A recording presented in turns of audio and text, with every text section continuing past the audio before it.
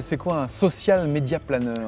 Un social media planner, c'est une personne qui va s'occuper de réfléchir aux stratégies des marques sur les réseaux sociaux. C'est une vraie spécificité, c'est que logiquement il y a des planners qui vont du coup réfléchir entre la cible, le produit, la marque pour adapter la communication. Donc en gros, c'est la communication d'une marque sur les réseaux sociaux, donc Exactement. Facebook, Twitter, YouTube, les blogs, tous les espaces qu'on appelle conversationnels, c'est-à-dire là où les internautes ont un espace pour discuter, pour échanger, pour mettre des commentaires. Alors ça, c'est tout à fait nouveau, parce qu'avant, ça n'existait pas, même le métier. Ouais. Est-ce que les marques, c'est nouveau aussi qu'elles investissent ces réseaux sociaux, qui a priori sont plus des réseaux communautaires, donc il n'y a pas forcément de publicité là-dessus? C'est complètement nouveau, les réseaux sont arrivés, il y a eu une vraie explosion depuis 2004.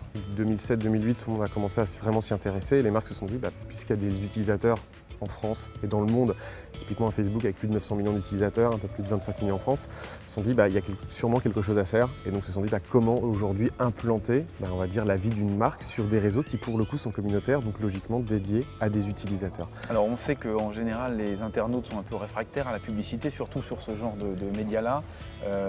Comment elles font les marques pour faire parler d'elles? Et bien justement elles ne font pas de publicité, c'est tout C'est-à-dire c'est ça qui est intéressant.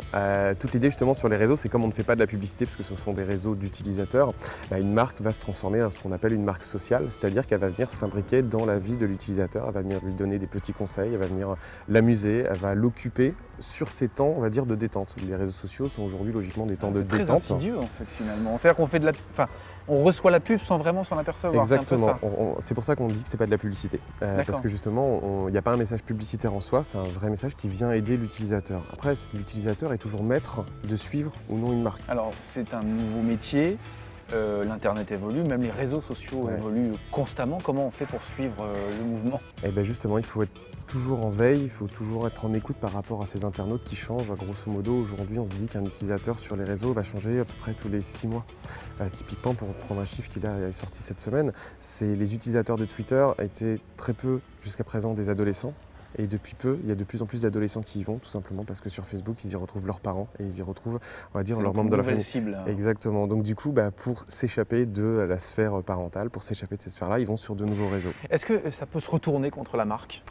Ça peut se retourner contre la marque si justement elle ne joue pas le jeu et elle va commencer à faire de la publicité. C'est-à-dire que comme les utilisateurs sont là pour passer un bon moment, ne veulent pas recevoir de messages publicitaires, si au contraire la marque commence à faire de la publicité, elle va être rejetée. Et à l'inverse, si la marque commence à mentir, si la marque commence un petit peu à manipuler les utilisateurs, ils vont très vite se rendre compte. Vous êtes installé à Roubaix, vous, avec Oui. votre société? Tout à fait. Depuis combien de temps? Depuis 2009. Pourquoi Roubaix?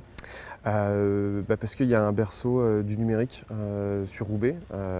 Il y a pas mal d'entreprises de la vente à distance, donc c'était un berceau qu'on trouvait intéressant.